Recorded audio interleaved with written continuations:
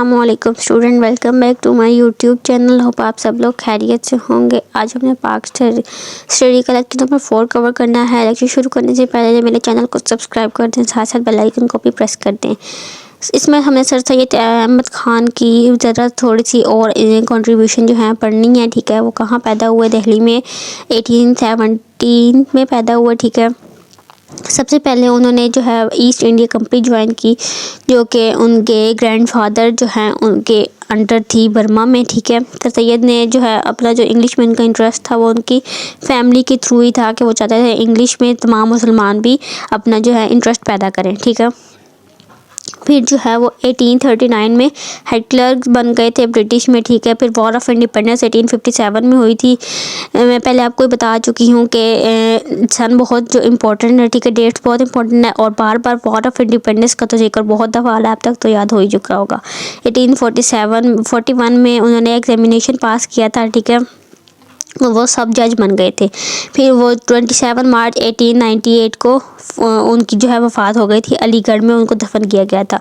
उनकी सर्विसेज जो उन्होंने एजुकेशन के थ्रू हमें दी हैं वो मैं आपको पिछले चैप्टर में बता चुकी हूँ। उन्होंने कौन कौन से स्कूल बनाए, कौन कौन सी एजुकेशन हमें हासिल करने की हमें तलकीन की गई है।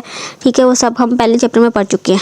देन हमें उन्होंने कहा कि वो जो रीजॉइन करें life, guided his community to rejoin the life, कि अपनी लाइफ को रीजॉइन करें। ठीक है, उन्होंने कहा हमें कि who like doctor Mohammad Ali Jinnah made a tremendous contribution in the guiding and destinies of the Indian Muslims.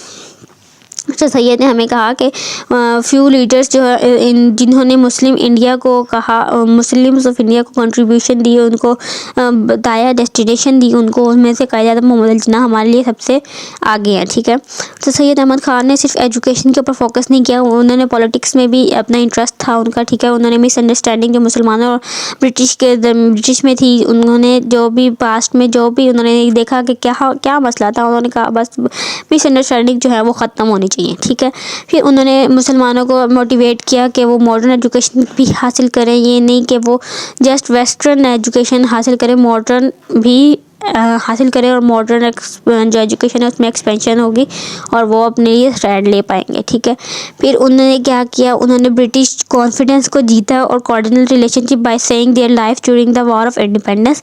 उन्होंने कहा कि जी ब्रिटिश कॉन्फ्रेंस पहले जीता, फिर उन्होंने कहा कि ये अपनी जो है ज़िंदगियाँ बचा सकते हैं अगर वो अपनी आज़ादी की जंग लड़ेंगे। फिर हमें एक इम्पॉर्टेंट नाम दिया गया एल्टी Hodson shoot 3 Mughal princes and later 24 princes were tried to executed a vast ocean of blood. There was some Muslims were shooted dead and their bodies are thrown into the river Jamuna. Jamuna एक हिंदुओं का एक river है। ठीक है, उनमें जो है एल्टी हॉटसन ने जो है वो क्या कहते हैं शहजादे को मार के गिराया था। ठीक है, ये इनकी अपनी कोई कहानी है, मुझे नहीं पता ये सच है कि झूठ है, लेकिन अब जो है वो माना जाता है कि जमुना में नहा के जी आप जो है ना वो पाक हो जाएंगे और उनका ये कॉन्सेप्ट है थोड़ा सा। ठीक है, फिर उन्होंने रिसाला बगावत हिंद जो है वो लिखा था। ठीक है, ये हम पहले चैप्टर में पढ़ चुके हैं प्रीवियस चैप्टर में। ठीक है, 1885 में Indian National Congress was founded but Sir Syed warn the Muslim from the sinister aspiration of the Hindus. 1885 में इंडियन नेशनल कांग्रेस जो है वो बनी थी, लेकिन सर सैयद अहमद ख़ान ने मुसलमानों को उसको ज्वाइन करने से मना किया था। फिर हिंदू और उर्दू कंट्रोवर्सी थी। ठीक है, उसमें भी सर सैयद अहमद ख़ान ने उर्दू लैंग्वेज को बचाने के लिए बहुत अहम इक़दाम उठाए थे और मुस्लिम एज ए नेशन के वो कहते थे मुसलमान जो है वो एक नेशन है। ठीक है, सर सैयद ने एक वर्ड यूज़ किया था नेशन।